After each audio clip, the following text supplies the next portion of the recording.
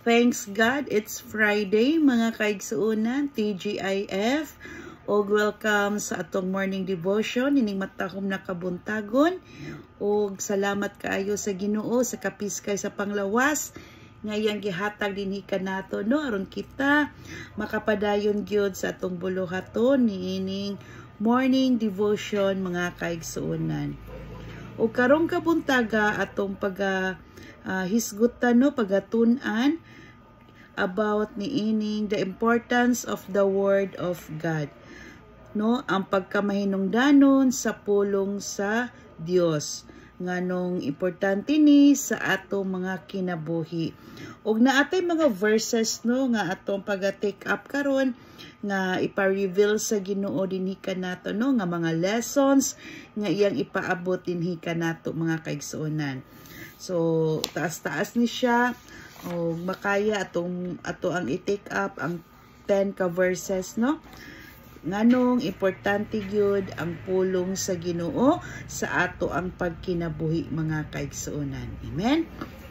So the number 1 diya sa Mateo 4:4 nagaingon ang pulong sa Ginoo. Ang kasulatan nag-ingon ang tawo mabuhi dili sa pan lamang kundili sa matag pulong usab nga isulti sa Dios. O dili lamang yun importante sa atong pagkinabuhi ang mga earthly things, ang mga temporal nga mga butang, ang kining yang but pasabot diri pod no kining pagkaon, but ang tawo mas need yun niya ang pulong sa Ginoo no nga maoy pagkaon sa atong kalag mga kaigsuonan. So makita na sa Mateo chapter 4 verse 4.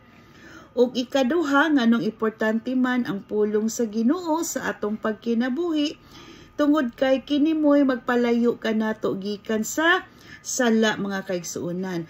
Mao kini magalikay kanato nga aron kita dili makasala tungod kay ug naa gyud tay pulong sa Ginoo ang kini mangyoy maghatag kanato kanang giya, maghatag kanato kahayag sa atong paglakaw no niining ato ang kalibutan mga kaigsuonan no sa matag adlaw natong pagkinabuhi.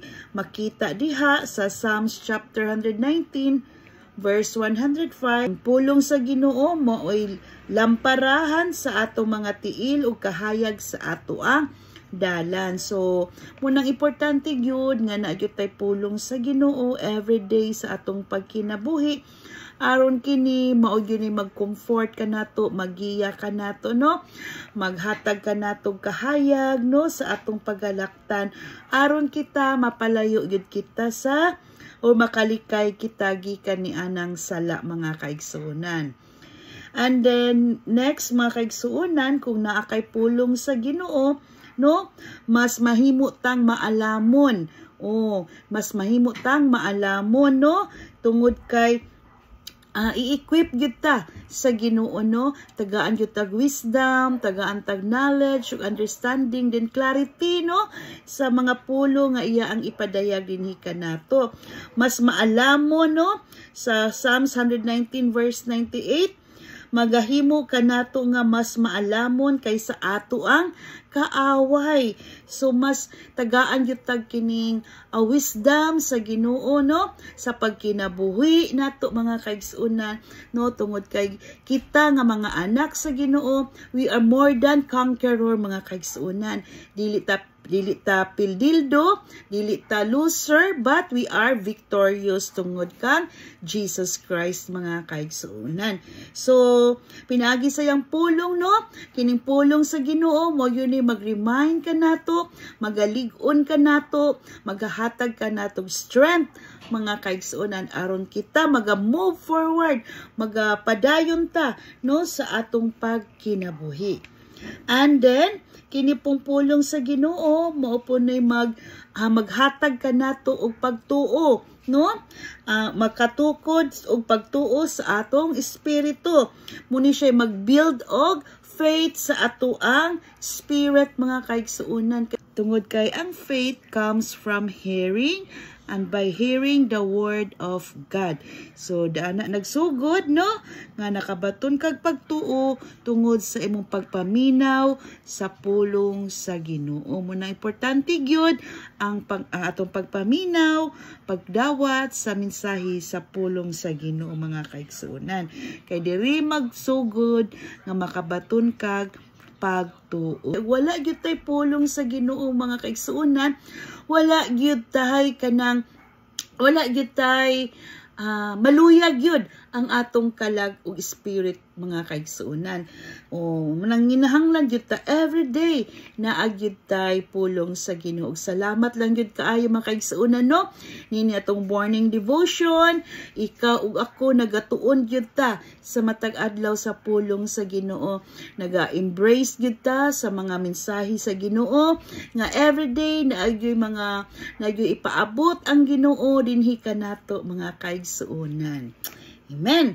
O next mga kaigsuonan, diya sa Jeremiah chapter 23 verse 29, iyang pagalaglagon ang tanan nga problema sa ato ang kinabuhi. So, kung nagyo tayo word of God mga kaigsuonan, wala gyud gahom ang mga problema, wala gyud gahom no ang tanang mga negatibo sa atong mga kinabuhi. Tungod the word of God is powerful mga kaigsuonan.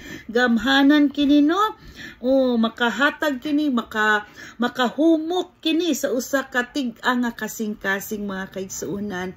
O makahatag kini og kahumok sa usa ka tig-a nga kasing-kasing ug makabaton og transformation nga kinabuhi mga kaigsuonan. So it destroys every problems in our lives. Kung naantay mga masinati no nga mga problema, mga kalistanan, mubasa gyud ta sa pulong sa Ginoo. Okay? Naagyud ang gahom sa Ginoo ni ana no sa iyang mga pulong. Ug sadyang mubasa ta, ma-relieve ta, ma-enlighten atong heart, atong mind, dayon magiyahan gyud ta no sa balaang espiritu mga kaigsuonan. And next sa Isaiah chapter 55 verse 10 to 11, when the word of God is received, it accomplishes the purpose it was sent for, no?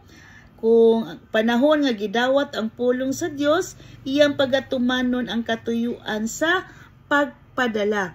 So, kung atong dawaton ang mga saad sa Ginoo no, iyang mga saad sa iyang mga pulong dinhi kanato, iya gyud nang pagatumanon. So kung unsa man ang imong gikuptan nga mga Bible verses no, nga mga saad sa Ginoo sa imong mga kinabuhi, tuhoy gyud na mga kaigsuonan no, by faith iya gyud nang pagabuhaton ug atog yung madawat ang tanan niya mga saad pinaagi sa iya mga pulong mga kaigsuonan.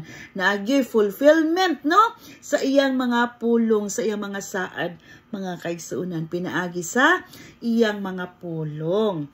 And then sa Proverbs chapter 4 verse 22, they are life and health to our flesh. So pasabot ani, sila ang kinabuhi o kaayuhan sa atong lawas. So ato yung i-remind sa atong kaugalingon no, sometimes nga kining atong gipangbati no, dili lamang gyud kining mga tambal nga makapaayo dinhi kanato no, nga mo'y need nato, but no, karon gi-remind ta nga kining word of God no, ang pulong sa Ginoo mao kini kinabuhi no, mao kini kinabuhi og kaayuhan sa ato ang lawas. Munang ato lamang yung i-claim gyud kanunay ang pulong sa Ginoo. Oh, nang everyday kung naadyo kay gibati mga kaigsuonan, paminaw nimo wala gyud na ayo sa mga tambal no nga mapalit nato no. Oh, ang kulang ana mga kaigsuonan no mo nang mo take time gyud ta, mo sit down gyud ta no, hatag gyud tag time para sa Ginoo. Mag-meditate ta sa iyang pulong, maminaw ta sa mensahe sa Ginoo nga unsa gyud ipaabot gyud sa Ginoo dinhi kanato. O kana gyud usano nga mga pamaagi nga kining tanan nato nga mga gipangbati ma-relieve ta, ma-release ta, makabaton tag kaayuhan. So kining pagpaminaw, pagdawat nato sa mensahe sa Ginoo, magahatag yun ni kaayuhan tungod kay naa kini gahom no paghinlo sa tong kasing-kasing og huna-huna mga kaigsunan. So tungtiman-an ang pulong sa Ginoo na ay gahom nga maghatag og kinabuhi ug maghatag og kaayuhan sa tanan natong mga gipangbati. Amen? Amen. So, salamat kay sa pulong sa Ginoo, mga kaigsuunan, no? So, ang uban, mga kaigsuunan, ato kining ipadayon ugma, no? So, padayon ta ugma sa tong topic nga, the importance of the Word of God. So, munang importante gyud nga kita makabaton gyud tag pulong sa Ginoo, no? Makadungog ug makadawat ta sa pulong sa Ginoo. So, salamat no sa mensahe sa Ginoo karon. You are blessed no, and we are blessed nga naka-receive gyud ta sa mensahe sa Ginoo dinhi kanato. Og dalaygon ang Dios sa walay katapusan. I pray and I declare da ang Dios magauban diha kanimo sa imong trabaho, sa imong business, sa imong pag-eskwela, sa tanan no nga imong pagkinabuhi karon. Ang Ginoo magadirekta kanimo diha gyud sa kinabuhing walay katapusan. Og dalaygon ang Dios hangtod ugma no sa ato ang morning devotion. Padayon ta ugma sa atong topic mga kaigsuunan. And please don't forget no sa pag-share ni ini nga video aron daghan pag yung mga anak sa Ginoo ang makadungog ug makadawat sa mensahe sa Dios. And please don't forget pod sa pag-follow no aron ma-notify mo every download or upload nato ni atong morning devotion. Ug salamat gyud kanunay sa atong mga followers, atong mga FB friends, no? Atong mga families, always gyud nga nagsubaybay every morning sa ato ang morning devotion. Salamat gyud sa iyong pag-uban kanunay, salamat gyud sa iyong pagsuporta.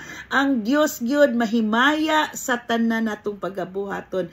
Glory to God alone mga kaigsuunan. And God bless and bye-bye. See you tomorrow mga kaigsuunan.